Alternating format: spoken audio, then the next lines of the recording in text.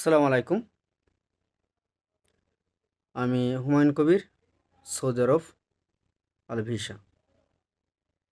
আজকের 1 ডিসেম্বর 2024।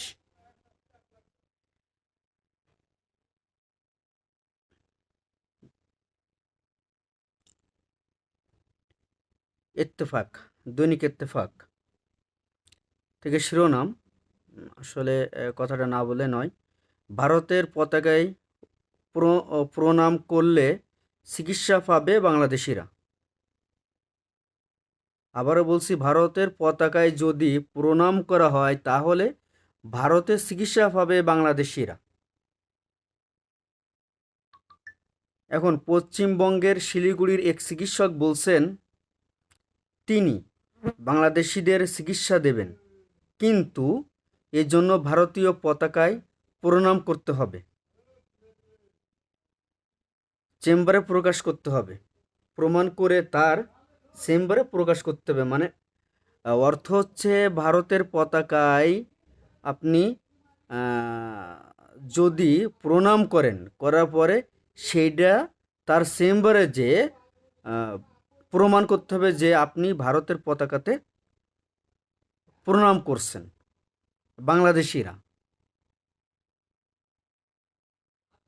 এখানে শিখর বন্দ্যোপাধ্যায় নামে এই চিকিৎসক ভারতীয় গণমাধ্যম দ্য ইন্ডিয়া এক্সপ্রেসকে একথা বলেন।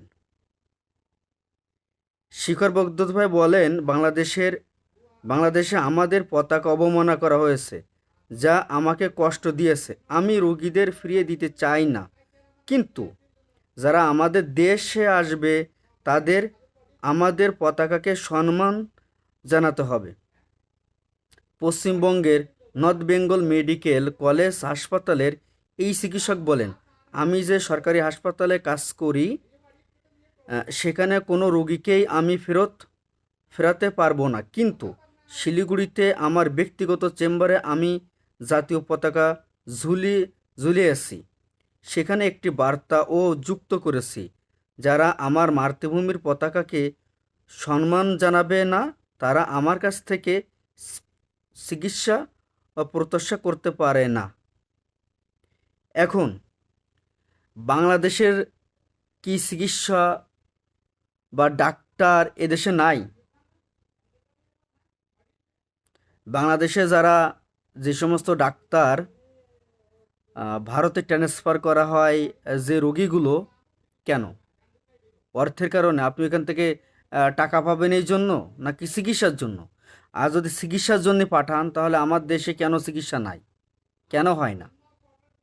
আজকে ইন্ডিয়ার পতাকায় প্রমাণ মানে আপনার করতে হবে, প্রণাম করতে হবে, করার পরে তারপরে সেটা প্রমাণও করতে হবে। তার মানে কি আমার দেশে ডাক্তার নাই? আমার দেশে মেডিকেল কলেজ নাই?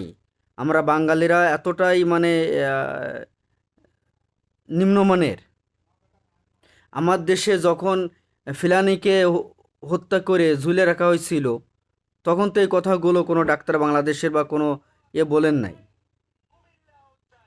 যখন বলা হচ্ছে আমি বাংলাদেশের কুমিল্লা চাই, খুলনা চাই, চট্টগ্রাম চাই, তখন তো কোনো কথার ঝড় উঠতেছে না।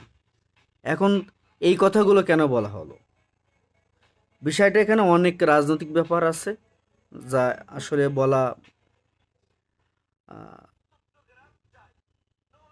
না বললেও নয়।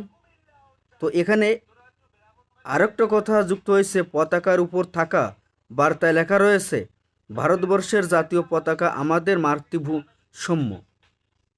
ভারতবর্ষের পতাকা আমাদের মাতৃভূম্য, ঠিক আছে। আমার বাংলাদেশের পতাকা আমার কাছে প্রাণ প্রিয়, এটা মাতৃসমতুল্য, কারণ আমার দেশ আমার পতাকা। এই দেশ, এই পতাকা, এই মাটির জন্য আমরা যুদ্ধ করেছিলাম। আমার বাপ দাদা বা তার ভাব যুদ্ধ করেছিল, দাদারা, পদ্দাদারা, চাচারা যুদ্ধ করেছিল। কেন করছিল? এই পতাকা এবং এই ভাষা এবং এই মাটির জন্য, মা এবং মাটির জন্য যুদ্ধ করছিল, স্বাধীনভাবে বাঁচার জন্য। ঠিক ইন্ডিয়ার তদ্রুপ যুদ্ধ করে তাদের পতাকা অর্জন করছে। তো তারা যে কথা বলছে সে কথা কি আমার দেশের মানুষকে অপমান করা হচ্ছে না?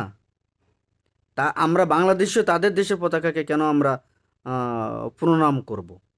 এখানে আরেকটা কথা আছে, এই পতাকাকে প্রণাম করে চেম্বারে প্রবেশ করবেন। ভারতের পতাকাকে আপনি প্রণাম করে তারপরে তার ব্যক্তিগত চেম্বারে প্রবেশ করবেন। সেটা নিয়ে অনেক বোঝার আছে। বিশেষত বাংলাদেশ থেকে আগত রোগীরা প্রমাণ না করলে এখানে রোগী দেখা হবে না। চন্দ্রনাথ অধিকারের নামে অপর এক চিকিৎসক ইন্ডিয়ান এক্সপ্রেসকে বলছেন, তিনি ও যে সরকারি হাসপাতালে কাজ করে সেখানে সবাইকে চিকিৎসা দেবেন, কিন্তু নিজের ব্যক্তিগত চেম্বারে কোনো বাংলাদেশি রোগীকে তিনি দেখবেন না। উল্লেখ্য, জনসংখ্য সম্প্রদায় বিতর্কিত হিন্দু পণ্ডিত চিন্ময় দাসকে নিয়ে ভারতীয় মিডিয়ায় অতিরঞ্জিত খবর এবং অভ্যন্তরীণ বিষয়ে কথা বলায় ঢাকাসহ দেশের বেশ কয়েকটি প্রতিষ্ঠানের প্রবেশপথে ভারতের পতাকায় এঁকে দিয়েছিলেন শিক্ষার্থীরা। এরপর পতাকাকে অবমাননা এবং হিন্দুদের উপর কথিত হামলা বৃদ্ধি নিয়ে বাংলাদেশি রোগীদের চিকিৎসা না দেওয়ার ঘোষণা দিয়েছে কলকাতার একটি হাসপাতাল। এরপর আরও কয়েকটি ভারতীয় পতাকা বলছে তারা বাংলাদেশিদের চিকিৎসা দেবে না। আচ্ছা, আমরা বাংলাদেশিরা কি কেউ ভারত নিয়ে মাথা ঘামাই? দরকার আছে? তাহলে আমরা আমাদের বাংলাদেশের কোনো মিডিয়া কি কলকাতা যে মিডিয়াটা হকার মিডিয়া বলা হয় যাকে, এই হকার মিডিয়ার মতন বাংলাদেশের কোনো একটা সংস্থা টেলিভিশন মিডিয়া এইভাবে বা ভারতকে নিয়ে হকারি করে? মাথা কম বসেন আমার।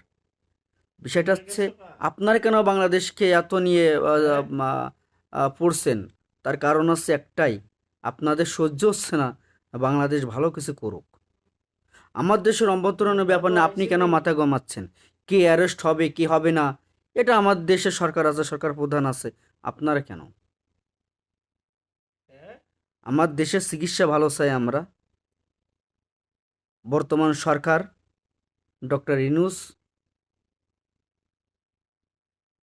সাহেবকে অনুরোধ করব, হয়তো আমরা যখন একবারে নগণ্য ব্যক্তি, আমাদের ভিডিওটা আপনাদের চোখে পড়বে না, যদি কখনো পড়ে একটাই অনুরোধ করব, বাংলাদেশে যে চিকিৎসা নেই সেই চিকিৎসা কিভাবে আসবে সেটা দেখেন,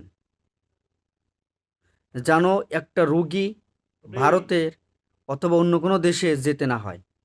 আমার দেশে কি নাই, কিসের অভাব? চোরত্ব অভাব নাই, চিকিৎসার কেন অভাব হবে? বাটপাড়ার তো অভাব নাই, চিকিৎসার কেন অভাব হবে?